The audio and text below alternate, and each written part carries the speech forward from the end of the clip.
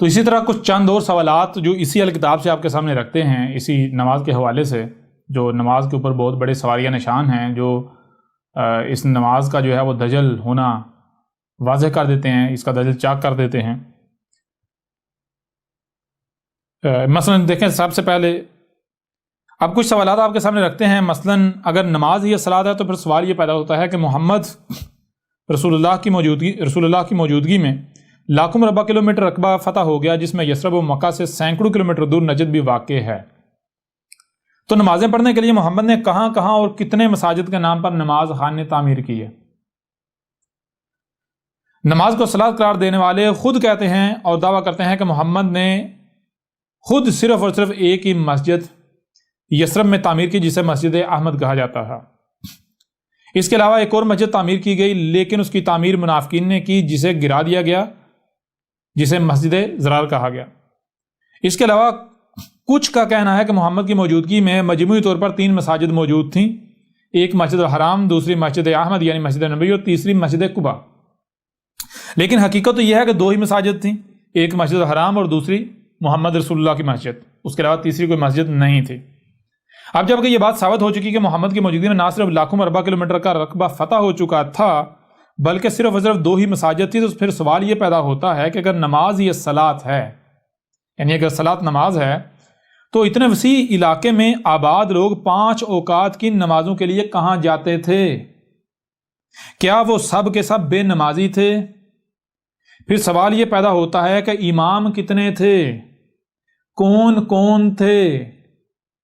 پھر سوال یہ پیدا ہوتا ہے کہ محمد نے اپنی مسجد یثرب میں تعمیر کی، اگر محمد رسول اللہ نمازیں پڑھتے تھے تو اس کا مطلب کہ وہ اپنی مسجد میں امامت کراتے تھے، لیکن جب وہ مکہ فتح کرنے کے لیے گئے تو پیچھے مسجد نبی میں امام کون تھا؟ کون اذانیں دیتا اور کون نمازیں پڑھاتا تھا؟ پھر مکہ فتح کرنے کے بعد جب واپس یثرب آ گئے تو پھر سوال یہ پیدا ہوتا ہے کہ مسجد الحرام میں امام کون تھا؟ مسجد الحرام میں اذانیں کون دیتا تھا اور امامت کون کراتا تھا؟ یہ چند ایک سوالات ہیں جن کے جوابات دنیا کی کوئی طاقت نہیں دے سکتی۔ ایسے ہی بہت سے سوالات ہیں، لیکن انہیں یہاں سامنے لانے کی کوئی ضرورت نہیں رہتی، کیونکہ اگر تو ان کے جوابات ہوں تو ان کو یہاں بیان کرنے کی ضرورت پیش آتی ہے، اور جب ان سوالات کے ہی کوئی جوابات نہیں تو ظاہر ہے ان مزید سوالات کی یہاں بیان کرنے کی کوئی ضرورت ہی نہیں رہتی۔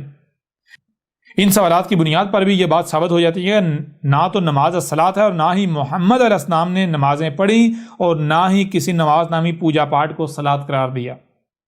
یوں ان سوالات کی بنیاد پر بھی نماز نامی پوجا پاٹ کی حقیقت کھل کر واضح ہو جاتی ہے کہ نماز الصلاۃ کے نام پر ہی الصلاۃ سے غافل کرنے کے لیے دیا جانے والا ایک عظیم دھوکہ ہے، جس کی وجہ سے آج پوری دنیا کی حالت یہ ہو چکی ہے کہ پوری زمین فسق و فجور سے بھر چکی ہے، زمین میں فساد عظیم کیا جا چکا۔ بہرحال یہ چند ایک سوالات آپ کے سامنے یوں بھی رکھے ہیں، اور اس کے علاوہ سینکڑوں سوالات ہیں، ایسے ایسے سوالات ہیں کہ جو دہلا کر رکھ دیتے ہیں، اور ان کو واقعتاً بیان کرنے کی ضرورت نہیں ہے، کیونکہ یہ جو پیچھے اعتراضات اٹھا دیے گئے، جو سوالات اٹھا دیے گئے، یہ نماز نامی دجل و فریب کی تو بنیادیں اکھاڑ کے رکھ دیتے ہیں، اس کو تو یعنی کہ اس کا دجل چاک کر کے رکھ دیتے ہیں۔